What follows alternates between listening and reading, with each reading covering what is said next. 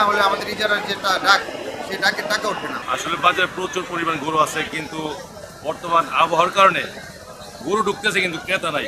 তো ক্রেতাটা ঢুকলে গরু বিক্রি হওয়ার সম্ভাবনা কম। কাজে আমাদের যে 96 লক্ষ টাকার ডাক দিয়ে যে বাজার নেওয়া হয়েছে, বর্তমানে বৈর অবস্থার কারণে আমরা অনেক ক্ষতির সম্মুখীন হব।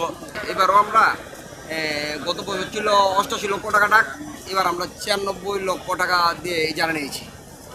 হ্যাঁ, কিন্তু নিয়েছি ঠিক আছে, এবার তো আমরা বৈরী আবহাওয়ার কারণে আমরা অনেক ক্ষতিগ্রস্ত হয়েছি।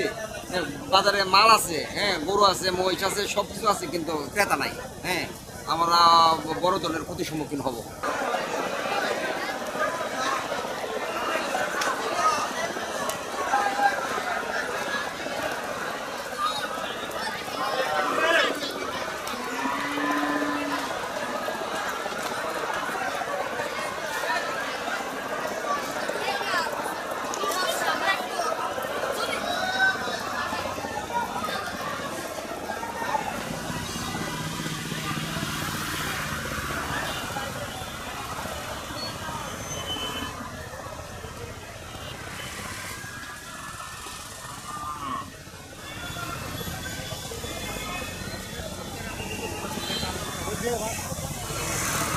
বৃষ্টির কারণে বিক্রেতা কম।